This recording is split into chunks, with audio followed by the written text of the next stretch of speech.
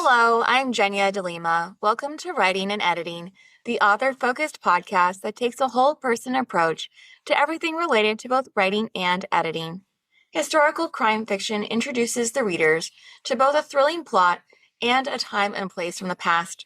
Combining the two requires striking a balance between informing the reader and pacing, and author and filmmaker Joe McClean is here to share how he pulled this off in his new release, Sins of Survivors.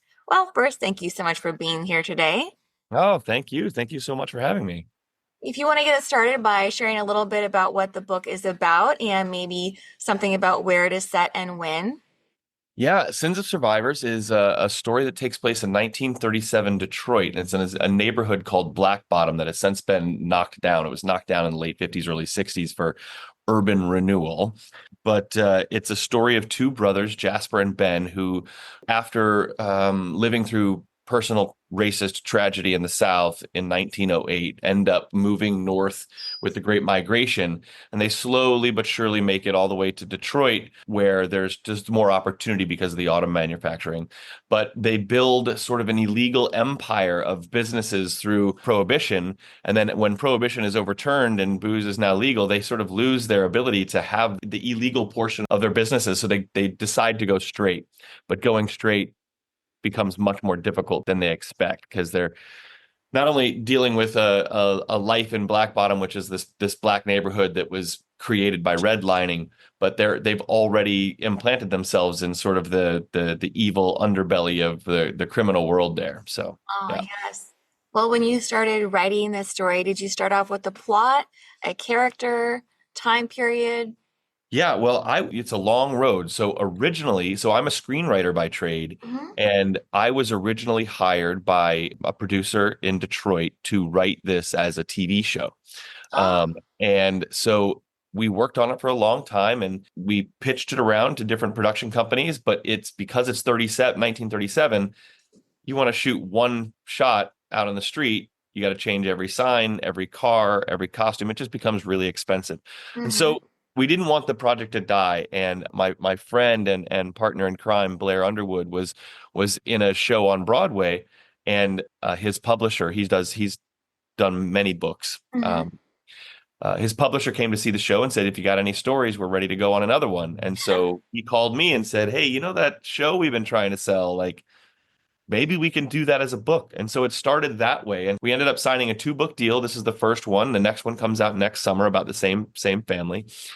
Yeah, we used the basically the screenplay as the jumping off point, as the outline. So we had all the characters and the setting, and that existed, yeah, already. Not to derail too much from the main theme of the story, but what was it like taking a screenplay and turning it into a book? It was a great experience. A screenplay, to boil it down, is really just the blueprint for a movie. It relies so heavily on not only the actors and the director, but the score and the costumes and the editing and the props, right? And all of the production design. And you don't have that. It's literally not the finished product. And the book is a finished product. So it actually allowed me to dive so much deeper into these characters because I was forced into a place as a writer that I'm not familiar with, right? I had to dig deep and find all those other aspects. It How was much great. of the research and the familiarity with that time period and that place was already there because of having written the screenplay? Yeah, it was the research was the longest part. Every writer is different, but for me, the longest part is just learning, doing the research, especially when it's something that's historical.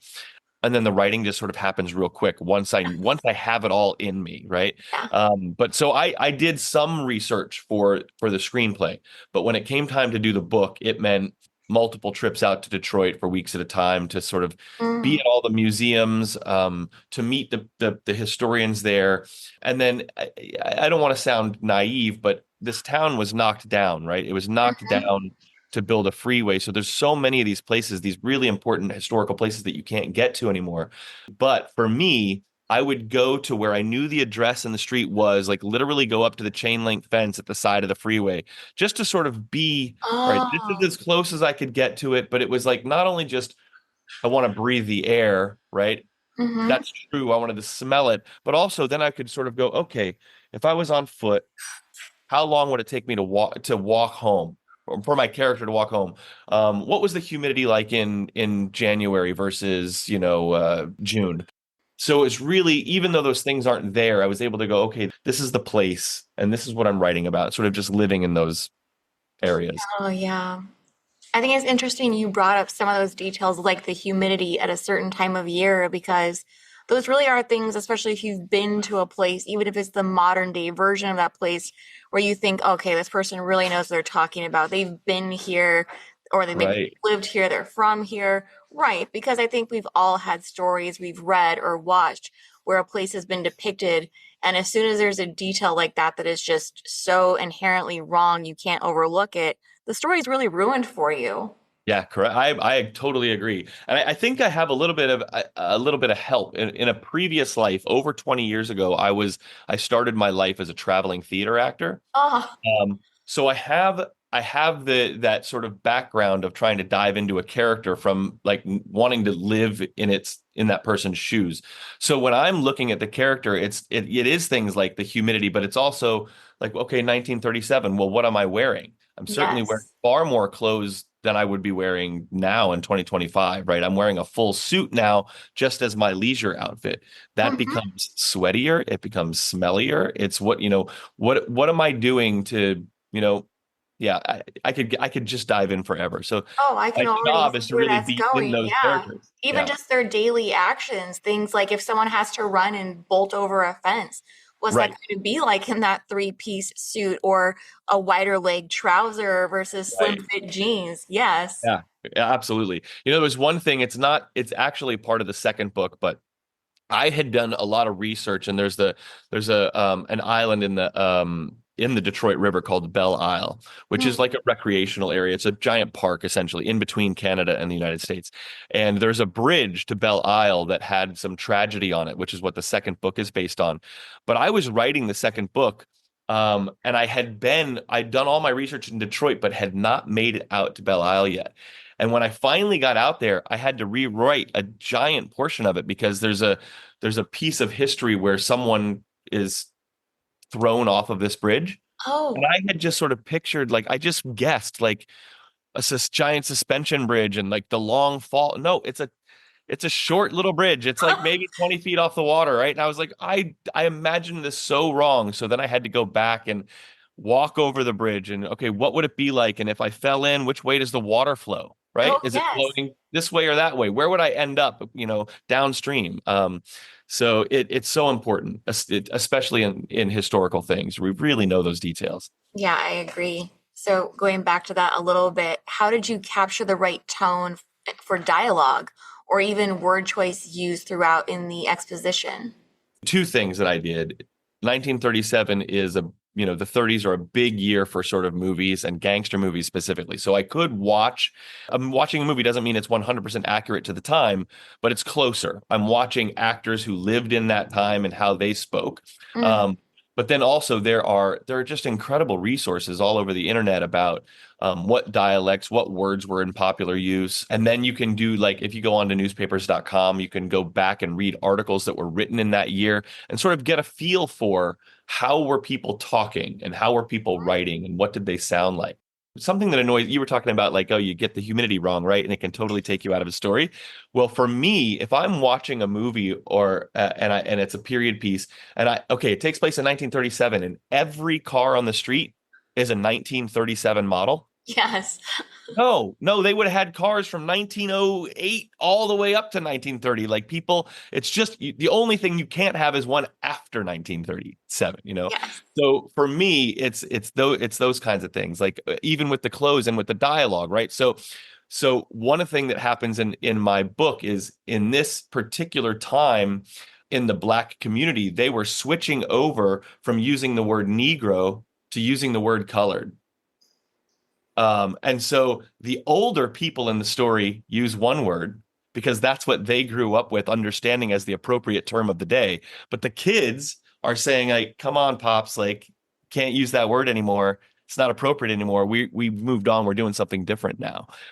Which I think is something that we can all understand because it happens still in today's society Hmm. with older and younger generations. Oh yeah, we see that even with like using conscious language and the guidebooks that come out from the various organizations, not just editing organizations, but I know that like the American Psychological Association, they put one out every few years, Oh, that sort sorry. of thing. Sorry. Yeah, I was just saying that the usage of language, how much it changes and what we consider acceptable versus unacceptable, and that we do see that constantly fluctuating, and not just among kids, but the different organizations and the recommendations that they use. So, for instance, we're seeing a huge decrease now in ableist language that used to just be common parlance and Yeah. phrases that I don't think some people may have even realized were ableist language until we discussed it. So, Right. yeah. Yeah, absolutely. Absolutely. And it's another thing for me that was really exciting. I mean, I'm a writer, so I love words, but how many phrases or idioms or things that become part of our everyday language that you Mhm. don't realize have terrible histories, right? Things Yes. that we say and don't even realize. Like I just heard it on a talk show last night. I knew it existed, but like the fact that when we're talking about houses that forever we called it a master bedroom, Uh-huh. right? That comes from a very specific, horrible history. And now we've changed it to primary bedroom, which is Mhm. obviously better. So, Right, yes, and I still see that used more often than anything else, right? But I've right. even noticed with real estate listings that they're starting to make that switch gradually over too. So it is becoming more broadly used than it was Yeah. ever before. But yeah. I do feel like there has to be some grace for people who have grown up using a specific word. The issue for me is when someone refuses, when someone says, "Ah, I don't care. I'm using the word I know." Now, okay, now you're a jerk. Now you need to go away. But if you go, "Oh, okay, I'm so sorry. I'm just so used to using that word. I'm going to try and change and I'll make an effort. Please call me out if I say the wrong word, you know?" Yeah. Well, moving back to dialogue and historically appropriate word choices, have you ever seen other creatives make mistakes where they attempt to do this? Maybe an over reliance on slang of the day. Yeah, for sure. But there's also different style, right? Like, I chose to write one character in very, very heavy dialect where it's written in the dialect, but if you do that with everyone, it becomes almost impossible to read, right? So you Yes. have to give those hints. And then there were things that like I really liked historical. So like I remember at one point, I just through my own study, someone calls a white guy in the book a soda cracker. And I didn't realize that I had to go into it. That's where the word cracker for a white guy comes from. It comes from calling them a soda cracker. And so I put the whole phrase in because in 37 they still had access to that. And then when other words change, like we know the word Abercrombie from the store, right? The Right. clothing store, but it was sort of like it wasn't necessarily a bad guy, but sort of like a hanger on, like a guy that is kind of annoying. And I just was like, oh, that's so interesting. I want to make sure I use. All right, so I'm going to use the word Abercrombie, you Mhm. know. But yeah, you can't go too far, but you have to make sure that the audience knows what world we're living in. Mhm. So moving to characters, which we've talked about a little bit, how did the time period and the setting influence each character's choices and their ways of looking at the world? The book obviously deals with the racism of the day. What's great about this neighborhood of Black Bottom is that something beautiful came out of something ugly, and that informs the characters. Mhm. So we have redlining, which stops Black people from being allowed to live wherever they want. Similarly, what we do in our current society, we do the same thing with sex offenders. And I'm not saying which one's right and wrong, but if you're a sex offender, I can't live. I'm not a sex offender. A sex offender cannot live a certain number of feet from a school or a church or whatever. So what that does is it creates these pockets where all of those things allow a person to live.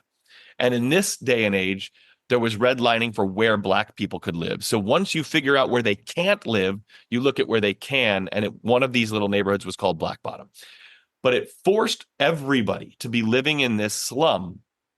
But what white people hadn't realized at the time was that putting them all together would allow them to go, okay, well, if there's nobody here to help, we have to run our own society. So there's no trash collectors from the city of Detroit going to come down our street. Well, I guess we got to have our own trash collectors. There's no morgue to bring grandma to when she passes away? I guess we got to have our own undertaker. They Okay. had their own doctors, their own lawyers. So one of the first times a community woke up and went, wait a second, they forced us into this little spot. But we learned that we could do it ourselves. And I think two things happened. One, it gave an immense pride to the people in this neighborhood that realized they could. And Mm-hmm. it scared the hell out of the white people who always just assumed they couldn't and thought that they would fail. So, in that umbrella, these two brothers, Ben and Jasper, they have two different levels of privilege. Jasper's the older brother, and he is becomes sort of the patriarch of the family at too Mm-hmm. young an age. Right. That means he will do backbreaking work his whole life, no matter what, no matter the how hard the work is or how illegal the job is. He is going to make sure that his family survives. One of the things that he's able to do with that backbreaking work is put his younger brother through college and make sure he has enough time to study and make sure that he has a life that he wasn't able to have for himself. But now these two brothers with two different outlooks on life, on one hand, they're perfect partners because they each have skills that are different from one another. But on the other hand, Jasper believes so fully that the only thing that matters is his nuclear family and Uh, that he refuses to risk anything if it means his family might suffer, the family that he sacrificed everything for. Whereas Ben, who grew up with the privilege that his brother gave him, goes, look at what our family has attained. mm-hmm. Look at the power and the prestige in our neighborhood that we've attained, and we can use that to elevate our entire community. But Jasper goes, well, if we try that, if we try to elevate the community and we fail, our family will lose everything. Mm-hmm. And so these brothers butt heads. And so everything that's in the book comes down to these two brothers who have two different identities as human beings and how they butt heads to try to drag they have the same goal. They want success for their family, Mm-hmm. but they come at it from different aspects. Yeah, that feels a little bit like a reflection on birth order in general, really. I'm just thinking about Yeah. being the oldest of my own younger brother and, right, picking up Yeah. here were the expectations maybe that were placed upon me versus placed upon you as the youngest, or, yep. And that goes for gender. If you've got a daughter and a son, Yes, right? that too. It goes for older, younger, even add in middle, right? Those are all different things. But there's also this, I think, parents around the world understand this weird phenomenon, which is that even if you have kids very, very close together, they're raised in the same house by the same parents, had the same financial upbringing, went to the same school, and yet these siblings can be so unbelievably different that you don't know Yes, how it happened, you yes. know? I think even people who have more than one child can quickly pick that up too. Yeah. Yeah. Well, did you also include broader social commentary? I know the answer is yes. I'm just guiding you. Yeah. Yes. Yeah. I believe I'm a historian. I love history. I think it's incredibly important that we keep learning about our history so that we don't repeat it. We're Hmm. almost never successful in not repeating it, but we have to keep preaching it. But I also don't want to write history books. I don't want to write a textbook that forces, like someone feels like they're at school. So I believe in the Mary Poppins theory of storytelling, which is a Oh, spoonful okay. of sugar to help the medicine go down. Yep. The history is the medicine, and it's all there. Everything in the book about this time, about this place, about the tragedies that were happening at that time, it's all real. Everything is real in the book, but the characters are fake. Mhm. They're fake characters living in a real time, and that allows me to add all the juicy stuff that a reader wants. That so like they don't realize they're being taught a lesson. We get to see the forbidden love stories and the crime and the murder and the turmoil of what's going Mhm. on in this family politics. Yeah. Well, so how did you incorporate some of the values or ideas that might go against modern day beliefs and views? Well, when you're discussing the fact that history repeats itself, Hmm. I will say that I was just shocked at every turn at how similar everything was. So it wasn't that I found things that like, oh, how is a modern audience going to deal with this, right? Hmm. It was like, oh my gosh, a modern audience is going to 100% understand this. Like 1937 to 2025. In 1937, they're coming out of a Great Depression. We have just done the same thing. They are coming out of a worldwide pandemic, which we are also doing. Around the world in 1937, they were electing authoritarian figures that would become dictators. And we're doing the same thing now. In 1937, there was a massive job killer, and it was automation. When you have these factories that Yes. now don't need as many people, we're doing the same thing with AI right now.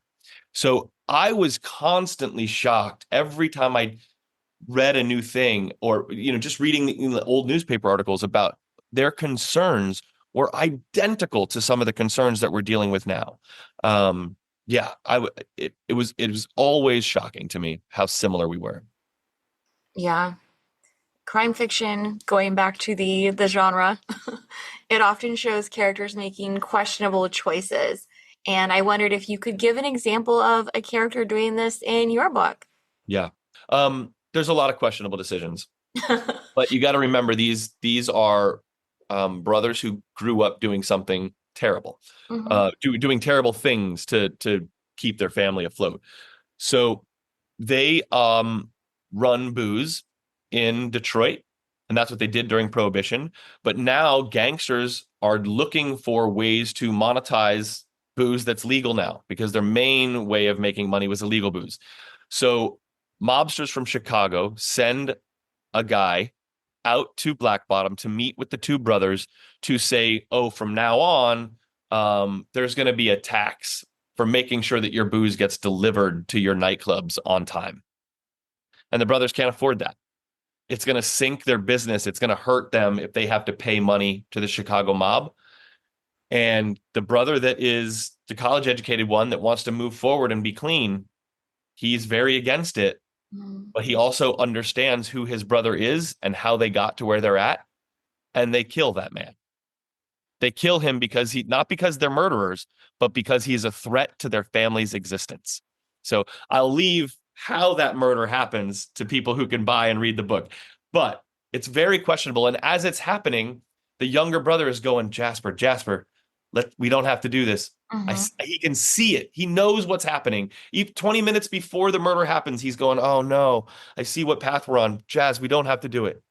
Right. Doesn't matter. Jasper needs to protect his family and he'll do anything. And Yeah. then that murder ends up becoming a big plot point throughout. Um, one of the Yeah. plot points throughout. I think that example too also goes back to an earlier question so well, talking about the different characters and how they've been brought up, how they've experienced the world up until that point, and why they do make the decisions they do, and why they might disagree with the other person's Right. decisions. Yeah, it Right. all just comes back to that, really. Yeah. And the fact in that scene that I just told you about, Ben doesn't disown his brother. He doesn't physically tackle him and stop his brother. And he doesn't hate his brother. He hates what his brother did, hates it, Hmm. but he's still his brother. He's still family and he still loves him. And love is what guides that. So you can hate the act, you can hate the crime, Yes. and it's sometimes very confusing. It's confusing when someone that you love has done something horrible. Hmm. That actually leads in so well to the next question was you open the book with a family tree, which might seem like an unusual choice for something in the crime genre. And I wondered if you would like to explain the reasoning behind this choice. So as a screenwriter, I get to rely on when you physically watch the television or the movie screen, you can see the people. Hmm. When you're reading a book, you've only got their names and whatever you've imagined them. And this is a giant cast. It's a big cast of characters in the book. And I just started to fear, oh no, like people are going to be so lost if they don't get to watch it at the same time. So it started from there. It started with, I want to make sure people go, oh, who is this? They can just flip back to the beginning and go, oh, it's the cousin or it's the uncle or the whatever. So that is where it started from. But ultimately, it became the story is a generational story. And so for me, there's another aspect of the story where Ben and Jasper built something for their family. And now they're not so old that they're about to retire, but they're young. The next generation is ready to take the reins of their businesses, of society as a whole. And that's a difficult thing to do. Mm-hmm. I have a son, he's 13, and literally every day I watch him get bigger and stronger just because he is, that's what age he is. And as I, one day, every single day that I grow weaker and older. And so I'm literally watching the next generation come up and steal from me these things that I built. So on one hand, I would give my son anything. I would lay down and die for him, but also I'm not done yet. Let me keep, I have so much more I want to do and so much more I want to accomplish. And these brothers are doing that. And so the family tree becomes sort of like uh, yes, it's a map, but it's also just an image to show family, right? It's showing that it's going to continue to be passed down. Mm-hmm. Yeah. And then book two, that family tree is going to change, not only because things happen in the first book, but because more generations exist. Yeah. Yeah, I mean, it feels a little odd to say it in context of what we're discussing, but that's really just such a heartwarming sentiment. Yeah. Has that whole circle of life feel where it's like, yes, this is happening, but there's also this sense of satisfaction and closure that comes along with it, despite that approaching end. Yeah. So many people are down on the younger generations. I think we hear that as a narrative a lot these days. Um, but I personally, and I think it's part of my story, I am very pro the next generation. I think we are in brilliant hands. And frankly, had my generation, I'm a Gen Xer, or the generation prior to me, had we been delivered the things that the millennials or Gen Z had been given, we would be floundering. They're dealing with their generation in a brilliant way that I will never be able to understand because I wasn't given I wasn't delivered the world that they were delivered. Yeah, see, it goes back to worldview and your experiences all over Yeah. again. Yeah. Well, before we end, do you have any upcoming projects or events you'd be able to share with us in addition to maybe this upcoming book two next year? Yeah, book two is going to be great. I'm really excited about it. It's written and we're in the editing process now, but it follows the same family 6 years later. But also, like this book is presented by my friend Blair Underwood, but Hmm. we have another project which fingers crossed is coming out soon. But we made a movie together called Viral. It's like a dark thriller that Blair starred in and directed. I wrote and produced, and it also stars Sarah Silverman and Alfre Woodard. So we're really excited for the world to be able to see that as well. That is all very exciting. Well, thank you again. This has been fun. Thank you. Thank you so much. And thank you for listening. And be sure to check out the show notes for additional information, including all of Joe's links.